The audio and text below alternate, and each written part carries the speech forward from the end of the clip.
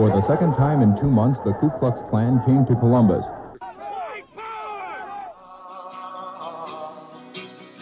You're probably familiar with the shooting of Walter Scott. Exclusive cell phone video, hear gunshots. They are about 50 feet away from Michael Brown. With 15 bullet wounds for no reason whatsoever. Showing a white Chicago police officer shooting a black teenager 16 times. How could you not be here today? This is a human issue. It's about the people. It's about doing what's right. It's about finding truth. It's about ending white supremacy. It's about all of us. It's about standing what the United States is supposed to represent.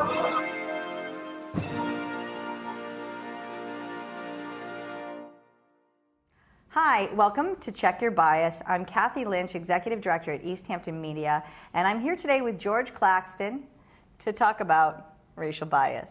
How are you, George? Hey, we've never done that before. I know, we've never done that before. This is getting to be so much fun. So I had a question that I wanted to bring up for discussion, and I watched an interview a couple of months ago, and I've actually taken a couple of months to think about it. But I watched an interview with Cokie Roberts from NPR and Donald Trump. And in this interview, in fact, let's just play it. Hi, Mr. Trump. There have been incidents of children, of white children, pointing to their darker-skinned classmates and saying, you'll be deported when Donald Trump is president. Are you proud of that? The question's a very nasty question, and I'm not proud of it because I didn't even hear of it, okay? And I certainly do not like it at all when I hear about it. You're the first one that's told me about that, but I would not be proud of that at all, and that's not what the purpose of it is. We want to make America great again. We want to bring back our industry. We want to bring back our jobs from China and Japan. And we want to make America great again. We want to give our jobs, and that's what it's about. I have not heard about these instances. Deporting people, and you talk about building a wall, and you talk about banning Muslims. I talk about deporting people that are here illegally. On children, discourse. I talk about deporting people that are here illegally. They're here illegally. We either have a country or we don't.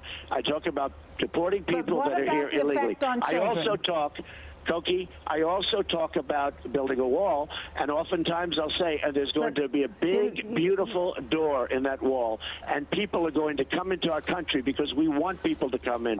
We want people to come into our country, but we want them to come in legally. What about what the children are hearing from you and how they are responding to it? Well, I think people are responding very positively. I think the messages are very positive. You know, Make America Great Again is a very positive message. It's not a negative message. Unless you think America is great already.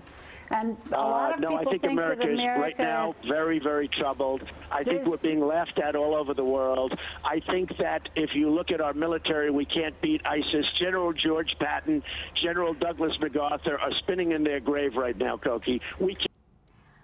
So the reason I'm bringing this one particular thing up is that we've seen headlines all over the place about children, young people, children, minor children, taking on this message of racism and then kind of running with it and using racism as an institution of empowerment to exert power over. There was another incident in Wisconsin in which soccer players actually walked off the field because they were being racially harassed. There was an incident in, I think, Texas or Arizona, where signs were displayed and chants were being chanted about, you know, you're going back to Mexico, blah, blah, blah. There was another one at a basketball game in which a school that is made up largely of people of color, the white fans in the stands were chanting, build that wall, build that wall.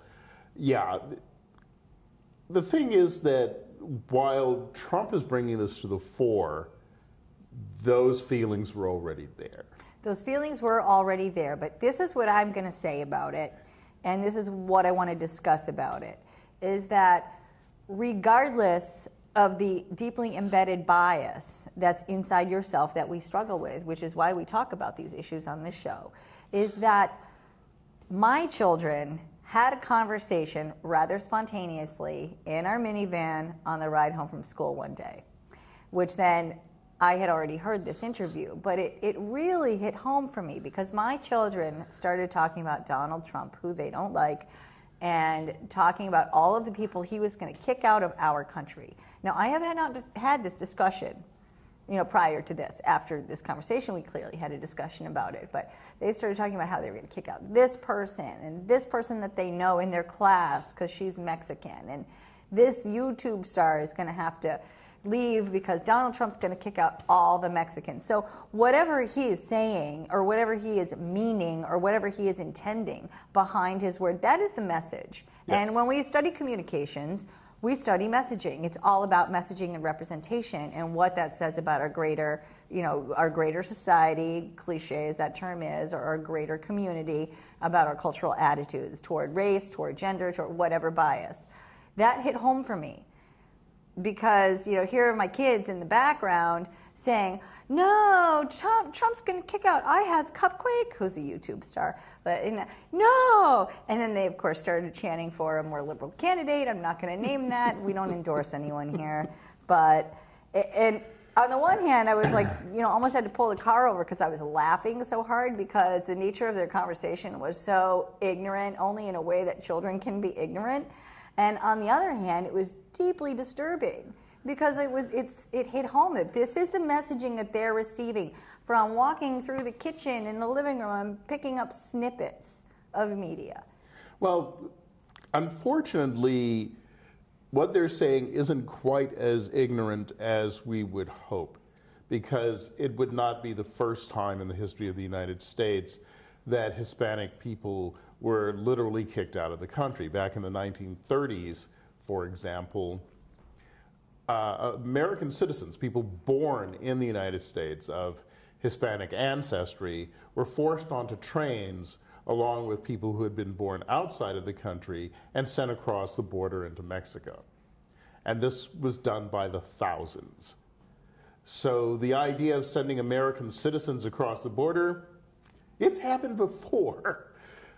However, there's no way that Trump could really get away with it now if he tried it. The idea of exporting 11 million people, you're never going to find the 11 million people.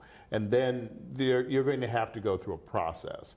And pretty quickly, people are going to get sick of that process as you go through million after million after million. I imagine that sounds a little pricey, too, on the administrative side. It would be extraordinarily expensive. As somebody who actually works for the department that would be involved, let me tell you that they don't want to spend that kind of money. And Congress doesn't want to give that kind of money.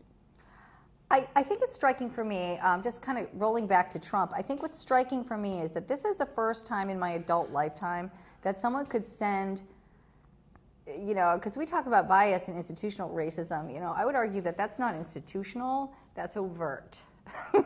And I'm not used to seeing... It's a little bit of both. Well, I'm not, it's backed up by institution, but I'm not used to seeing all that out in the open. That's usually for, people's private family Thanksgiving discussions or sort of that sort of thing where it's a little more accepted, like everybody has that uncle that's just never going to change and we tolerate it. We focus on Trump and what he says, but if you take a look at Trump's rallies, there have been a number of cases in which Trump supporters or people who work directly for Donald Trump have attacked people of color. There was an incident at, I think it was Trump Tower, where a bunch of people of Hispanic ancestry came there, and they were standing on the street quietly holding signs that were anti-Trump. Trump guards came down, beat the people, and took their signs away, which constitutes assault and battery and theft from a person. It's not like they were doing anything. They weren't disrupting anything. They weren't blocking entrance to the building. They had driven up in a truck. They parked the truck. They stood there holding signs. And these were guards that are being paid by Donald Trump and his organization who came down, kicked them, beat them to the ground, and stole their signs. At various Trump rallies, we have seen people standing quietly. There was a woman standing in a hijab. She was grabbed and dragged out of the theater just for being there. There was a young black woman who was pushed to the ground, punched and kicked, and dragged out. There was the guy who was seen on camera. He actually was being disruptive. But he was seen on camera being dragged out by police, and as he was being dragged out by police, his hands are already handcuffed, a guy came by and elbowed him in the face, sucker punched him, and the police threw him to the ground and dragged him out of the theater. And then interviewed him later. He was later interviewed and saying, next time, we'll kill him. Well, he said... That's your warning. The guy that for political that threw the protest. punch said, next time, I might have to kill him. Yeah. But Trump also said that he would pay the legal expenses of that guy and anybody else at his rallies that threw punches at protesters.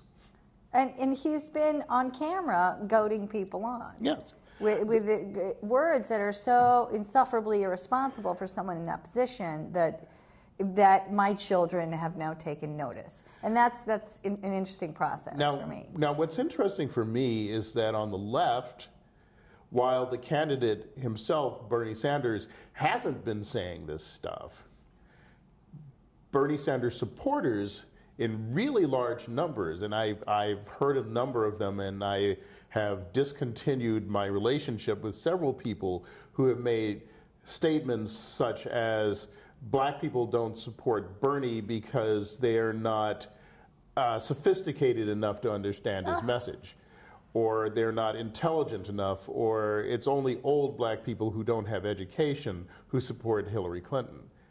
And you would think, okay, this guy's a democratic socialist.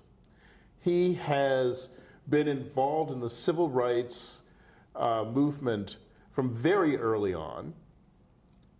But his supporters, the people who want the social revolution, apparently don't want a social revolution that includes people of color.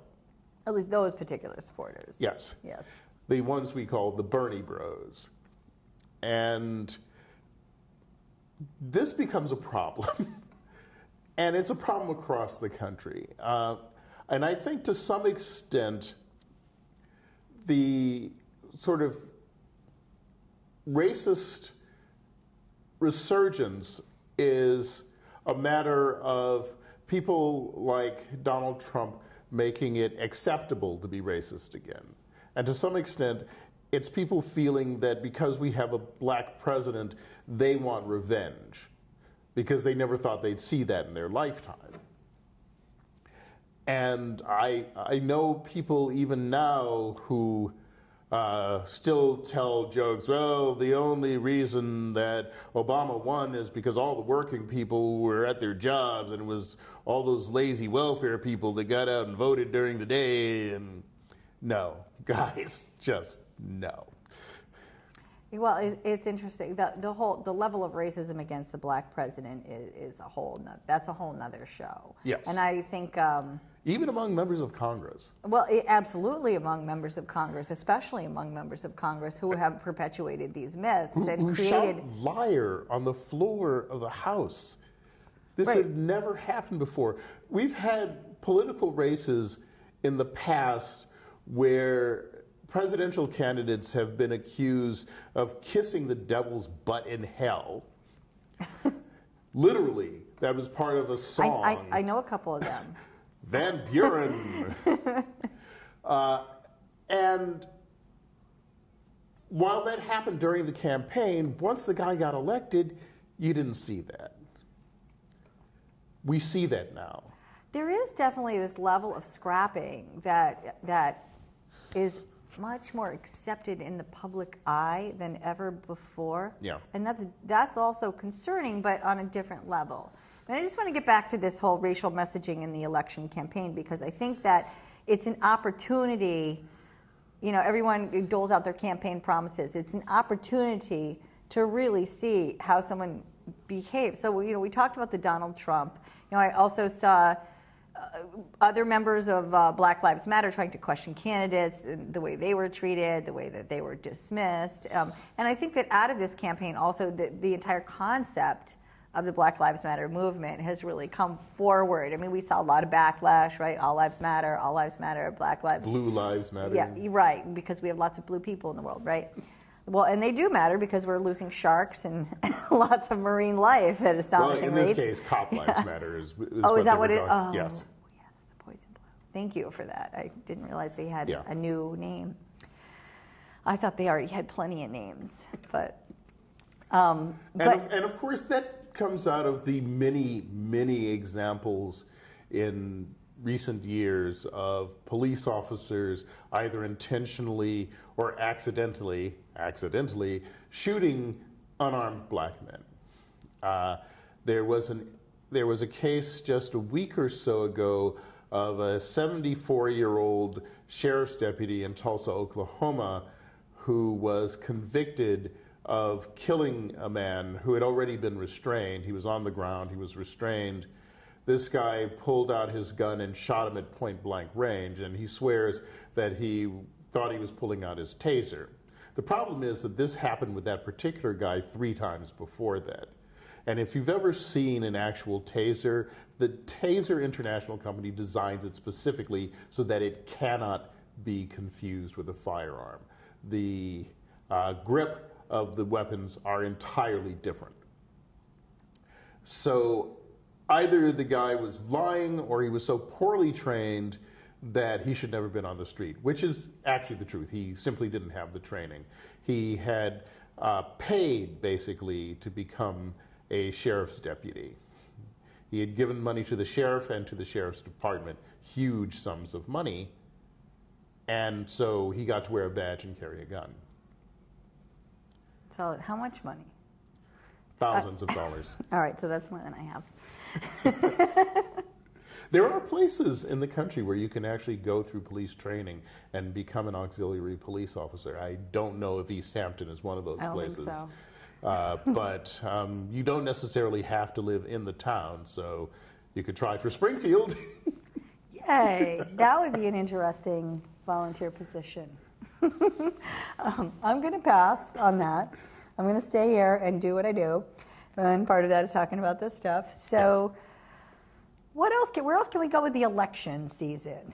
The election season is building to a crescendo at this point.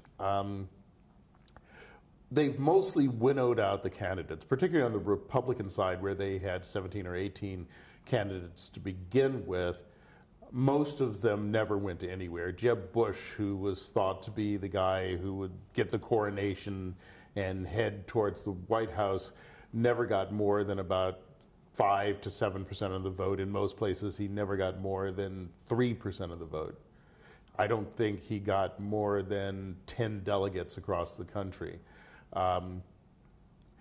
And most of the other contenders on the Republican side never really went anywhere, including Carly Fiorina, who has just been chosen by Ted Cruz to be his running mate in a Hail Mary pass that really isn't going to help him at all. Who doesn't want to be the vice president of nothing? We're all the vice president of nothing. I don't know why Cruz did that. He might have thought that she'd help him in California, except she doesn't live in California anymore. After losing the race against Barbara Boxer there, she fled to Virginia. So she doesn't live there anymore. She isn't well liked there. The people who work for her at Hewlett-Packard despise her. So I'm not sure what he thinks it's going to do. It's certainly not going to get him any votes in Virginia. I don't think it's going to get him any votes, period. But we'll see what happens. And right now you've got this big movement, the anti-Trump movement, where they're trying to get a brokered convention or an open convention in Cleveland this summer where he doesn't win on the first ballot because many Republicans don't like him. Many people in general don't like him. For most of the races that Trump has won, he hasn't won more than about 30% of the vote, and that's just the Republican vote. Well, it's interesting because his numbers are really good, but then when we start to look at those statistics, we start to define good. Now, on the other side, on the Democratic side, Hillary Clinton has 2.7 million more of the popular vote than Bernie Sanders does. There were actually other people contending on the Democratic side. There were like 10 or 12 sort of sub-candidates, if you will, who weren't really on the ballot in most states. They never had a chance of going anywhere. it's always really been between Clinton and Sanders. And while Sanders brings out a lot of people at rallies, those people haven't been turning out to vote. And some of that is because a lot of the people that he's been bringing out at rallies are young people. And I mean younger than 18, so they can't vote. And the 18-year-olds often don't turn out to vote. It becomes a problem. And then, of course, we've had cases of actual voter suppression in places like Maricopa County in Arizona, where Helen Purcell, the Republican recorder of elections, reduced the number of polling places from 200 down to 60. That's a 70% drop. And which is amazing. Yeah, and it's being investigated now by a number of different organizations, both in the state of Arizona and nationally. And there's another group who filed a lawsuit in New York. Yes. And I just read in one of the headlines specifically in Brooklyn, where strangely enough, the person in charge of elections, again, was a Republican woman. But beyond that, also, I just recently read a headline which said that I think that they said that they were going to now include the 40,000 provisional ballots. Anyway, it's in which racism place? Aside, I think it's telling. I think we need to tell our viewers in which place. In Brooklyn. Okay. In Brooklyn. So I think that racism aside, I mean, just take away all of the issues about the election. Elections themselves are problematic. are problematic. I mean, this is beyond hanging chads. You know, I've seen a number of articles in which people, and videos in which people demonstrate how to hack a voting machine. And now the movement is to go, or the idea is to go back to paper ballots and hand counting, because there's a backup. You can't change those results. You have the physical evidence. And that's a bit of an aside, but what comes into this and what plays into this is then we look at, well, how does racial biasing affect those results? Yes. You know? And in places like the American South, where there is a concerted effort on the part of the Republican Party to suppress the votes of people of color, you're already seeing the effects. Hundreds of thousands of people in places like Texas were not allowed to vote. There was one guy who came to the polls with 3 different types of identification, any one of which should have worked to allow him to vote, and yet they wouldn't give him a ballot. And obviously this was being done to prevent him from voting. And multiple stories across multiple states where apparently the election workers couldn't find the ballots. Yes. I can't find them, sorry. And some of this is just sloppiness. Some of it, but yet when you look at patterns, systemic patterns, in almost every state, people couldn't find the ballots. That can't be, I mean, it's one thing to have one bad person or disorganized person at the helm. It's quite another to have multiple examples. Part of our problem is that we have people who show up every 2 or 4 years to do the work. Many of them are untrained or barely trained, but they are taking care of one of the most important functions in our republic. The other problem, of course, is that in every single state you have differences in how the primary is done. I've heard a lot of people, independents, who wanted to vote in the primaries. But what they forget is that the primaries aren't about the populace electing candidates. It's about the parties electing candidates. So if you're not a member of the party, you don't get to play. But then you have to ask the question, why are the taxpayers paying for that? Because in Massachusetts, if you're an unenrolled voter, you can vote in either primary. Or if you want to vote for a third-party candidate, there's plenty of third-party candidates. There's Greens, Rainbows, Libertarians, Neo-Nazis, whatever you want, that you could vote for. But if you go to New York, you can't do that. You have to be a party member in order to vote. And best you have that paperwork filled out 2 years in advance. And double check. At least 9 months in advance. So you would for this election, you would have had to change your party affiliation in October of 2015 in order to vote in the party primary. If they process that. If they And process given it. that they're at, I think, what is it, a 9-month backlog of paperwork for registrations, that's problematic. But the vast majority of people who wanted to vote didn't realize that they had to change it 9 months in advance. And, you know, this is not something that's going to occur to you if you're a voter unless you pay a lot of attention to the voting, and most people don't. Right, right, which is... And of course, in some states where you have caucuses, I remember the Iowa caucuses back in 2008, literally thousands of people were left on the doorstep because there wasn't enough room to get them inside where the caucusing was being done. Caucuses are a terrible idea. It works well if it's 1849, you've got 50 families in the town, and they all get together on a Sunday afternoon someplace and go, well, Clem, I think that you should vote for Martin Van Buren. Well, you know there, Rolf, I think that I should vote for the other guy. And you go back and forth about it. If you've got 1 million people living in a city, you can't have a caucus that works. No. Plus, in Iowa, the caucuses don't actually get you any delegates.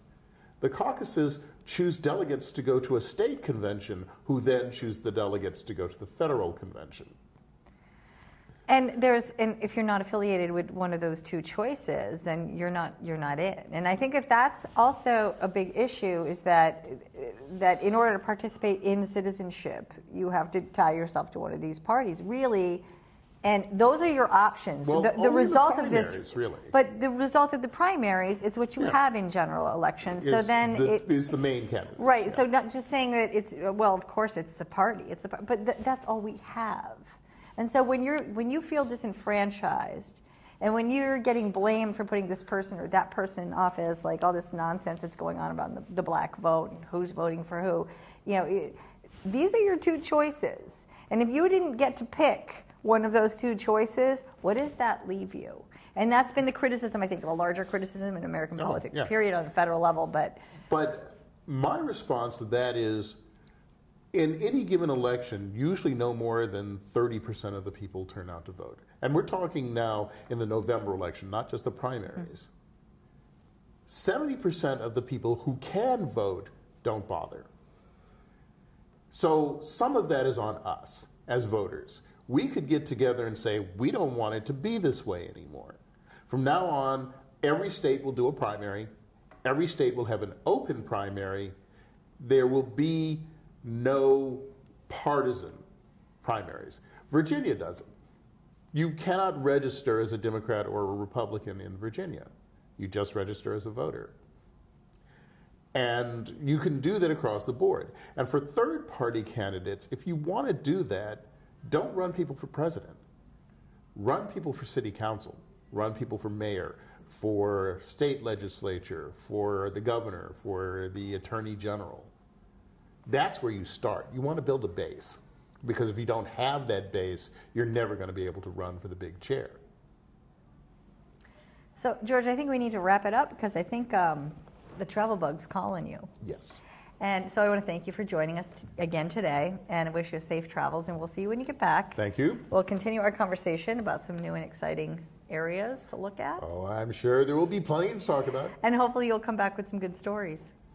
All right. Thank you so much. Certainly. This is Check Your Bias. Thank you for watching.